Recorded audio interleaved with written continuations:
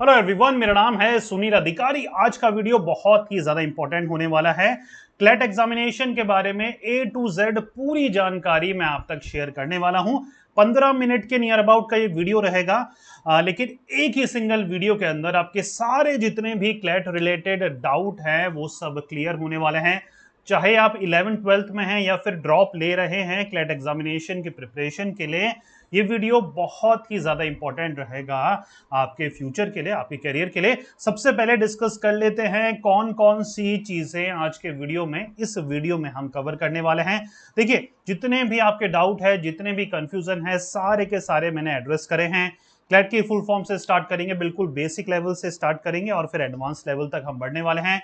CLAT के benefits बताने वाला हूं, क्लैट एग्जामिनेशन की तैयारी आप क्यों करें, क्लैट एग्जामिनेशन डेट्स क्या है, क्लैट की फीस क्या है, एग्जामिनेशन पैटर्न क्या है, सिलेबस क्या है, सिलेक्शन प्रोसेस क्या रहता है, कैसे अप्लाई करना है, प्रिपरेशन टिप्स बताने वाला हूं।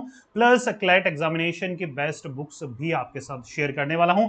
डिस्क्रिप्शन में मैंने ऑलरेडी लिंक दे दिया है बेस्ट बुक का, वहां से डायरेक्टली चेक भी कर सकते हैं।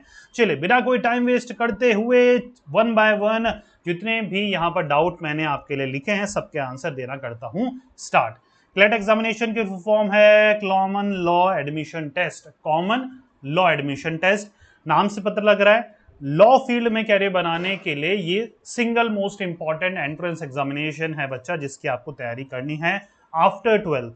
लॉ एलएलबी हम आफ्टर 12th भी कर सकते हैं, ग्रेजुएशन के बाद भी कर सकते हैं। आफ्टर 12th करते हैं तो 5 साल का ये हमारा प्रोग्राम रहता है, और हम ग्रेजुएशन के बाद करते हैं तो 3 साल का हमारा एलएलबी का प्रोग्राम रहता है।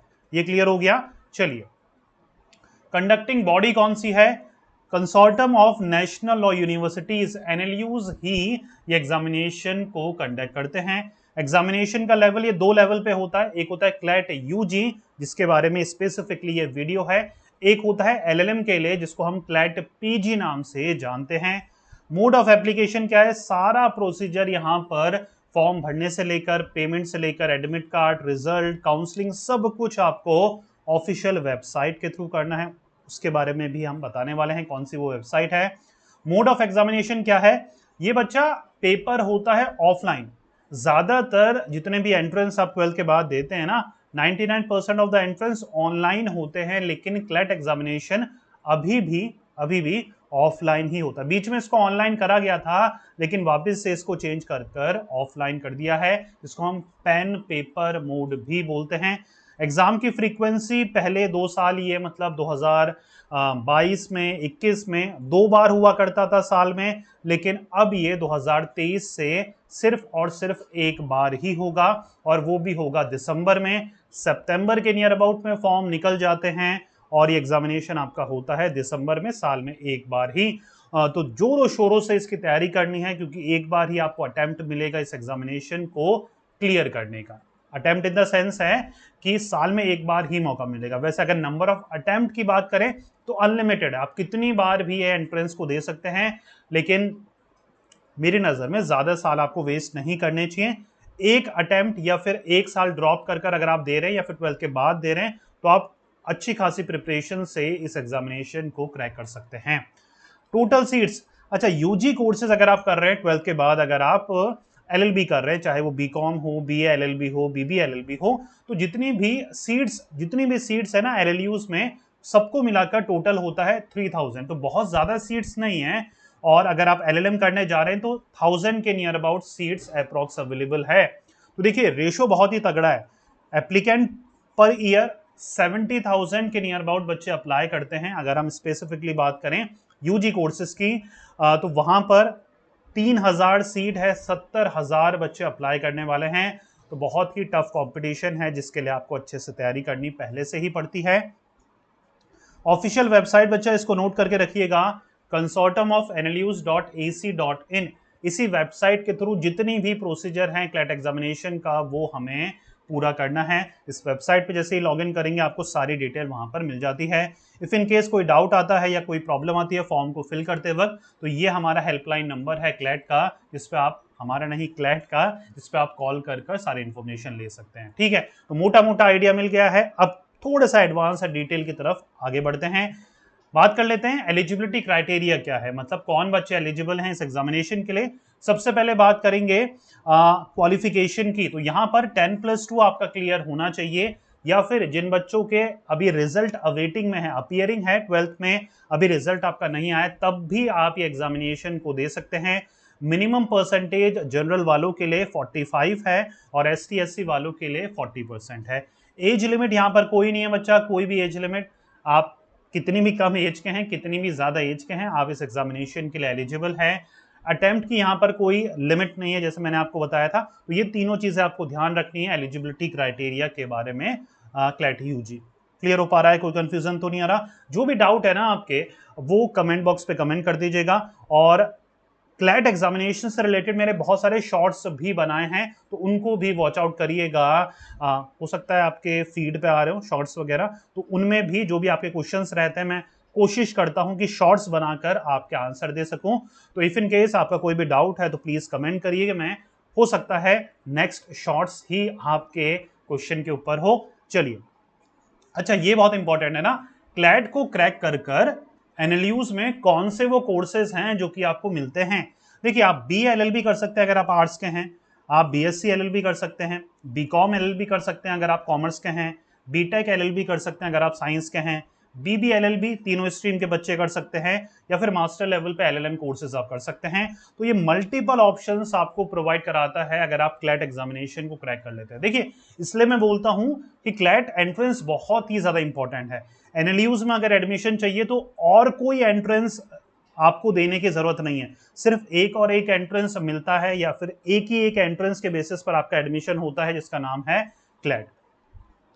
एक और चीज, 60 से ज्यादा एफिलिएटेड जो लॉ कॉलेजेस हैं, अच्छे प्राइवेट कॉलेजेस हैं, उनमें भी सिर्फ और सिर्फ क्लैट के बेसिस पर आपका एडमिशन हो सकता है। दैट मींस अगर आपका 22 एनएलयूज में एडमिशन नहीं हो पा रहा है, 22 एनएलयूज क्लैट स्कोर कार्ड के बेसिस पर आपको एडमिशन देते हैं। मान के चलिए वर्स्ट केस सिनारियो में आपका क्लैट में या फिर क्लैट में परसेंटेज कम बनी है, मार्क्स कम है, जिसकी वजह से एनएलयूज में सिलेक्शन नहीं हो पाता है, फिर भी आपके पास 60 से ज्यादा अच्छे ऐसे प्राइवेट कॉलेजेस हैं या फिर एफिलिएटेड कॉलेजेस हैं, गवर्नमेंट कॉलेजेस हैं, जिनमें आप एडमिशन ले सकते हैं क्लैट स्कोर कार्ड के बेसिस पर भी। एक और चीज आपको क्लियर करता चलूं, मैंने आपको बताया था कि बेनिफिट्स भी मैं आपको बताऊंगा।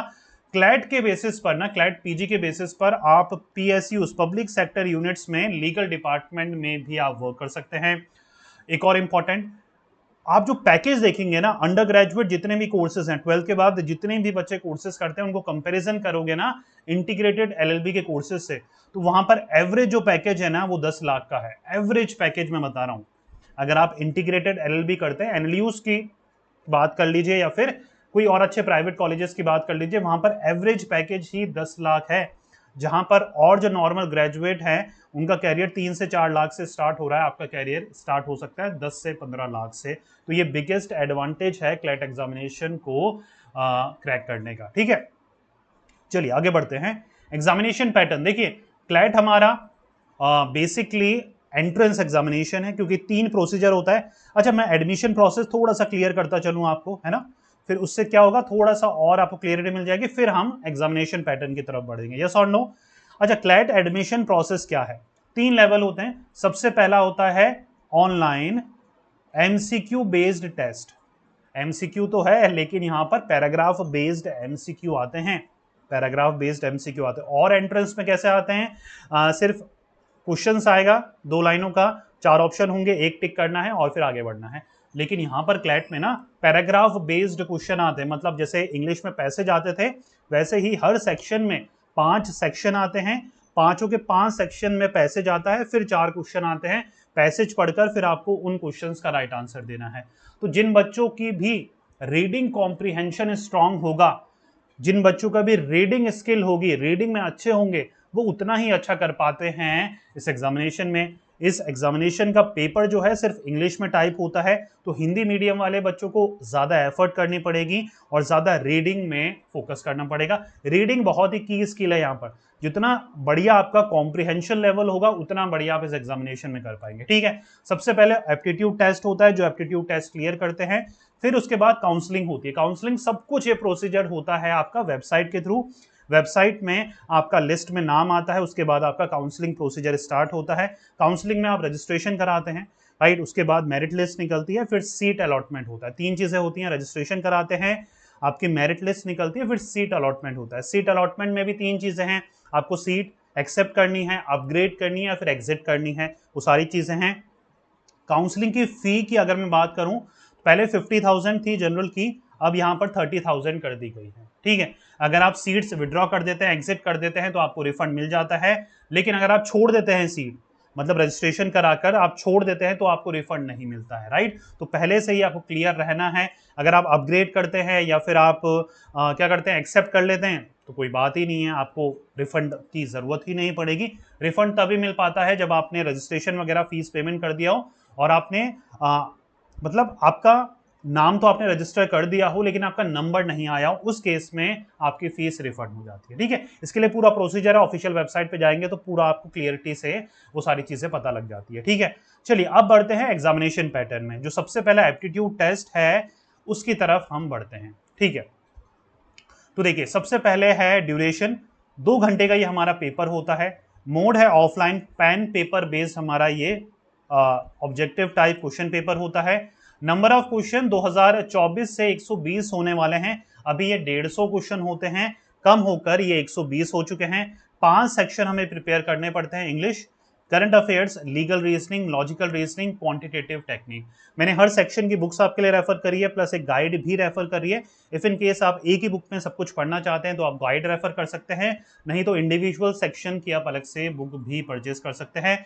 एक चीज आपने नोट करी है, इसमें जितने भी सेक्शंस हैं हमें 11-12 में वो चीज़ें पढ़ाई नहीं जाती है, तो इसलिए ज़्यादा एफर्ट आपको करनी पड़ेगी। आप कोचिंग इंस्टीट्यूट ज्वाइन कर सकते हैं, ऑफलाइन या ऑनलाइन, जैसे भी आपको ठीक लगे। उसके बाद सेल्फ स्टडी के थ्रू इस एग्जामिनेशन को कम से कम 6 मंथ की डेडिकेटेड प्रिपरेशन के साथ आप क्रैक कर सकते हैं। अगर आप मुझसे मार्क्स के एग्जैक्ट आप कट ऑफ वगैरह पूछें तो मान के चलिए 120 मार्क्स का ये पेपर होता है, 120 क्वेश्चन आते हैं, हर राइट आंसर के +1 है, नेगेटिव 0.25 की है, तो 80-85 का मिनिमम कम से कम आपके मार्क्स होने चाहिए। 80-85 मिनिमम आपके मार्क्स होने चाहिए अगर आप एनएलयूज को टारगेट कर रहे हैं। ठीक है, तो काफी ज्यादा कंपटीशन है, लेकिन आपको उतना ही अच्छा प्रिपरेशन करना पड़ेगा कोचिंग इंस्टीट्यूट के थ्रू, उसके बाद सेल्फ स्टडी के थ्रू। जितने ज्यादा मॉक टेस्ट लगाएंगे उतनी ज्यादा आपकी स्पीड और एक्यूरेसी डेवलप होती है। टोटल मार्क्स मैंने बताया 120 क्वेश्चन, 120 मार्क्स के +1 for the right answer, negative यहां पर 0.25 की है। क्लियर हो पा रहा है बच्चा? आगे एग्जामिनेशन फीस क्या है? 4,000 है जनरल वाले बच्चों की, और ST/SC वाले बच्चों की 3,500 रुपए है। एप्लीकेशन फीस है एप्टीट्यूड टेस्ट, मतलब पहला लेवल आपको देने के लिए, ये लेवल पहला लेवल आपको देने के लिए एप्लीकेशन फीस देनी पड़ती है, उसके बाद ये आप एंट्रेंस देते हैं, उसके बाद काउंसलिंग होती है, फिर आपका सीट अलॉटमेंट होता है। राइट बच्चा? तो आप देख सकते हैं जितना भी सिलेबस वगैरह है, इंग्लिश ही ऐसा सब्जेक्ट है जहां पर आपको थोड़ी बहुत नॉलेज होगी। अगर आपकी मैथमेटिक्स नहीं है तो आपको बिल्कुल जीरो लेवल से स्टार्ट करना पड़ेगा। 11th-12th में मैथमेटिक्स थी तो एक एडेड एडवांटेज आपको मिल जाएगा। फिर भी जो लेवल है क्लैट का, उसके लिए तो आपको कहीं ना कहीं डेडिकेटेड होकर जीरो लेवल से ही स्टार्ट करना पड़ता है।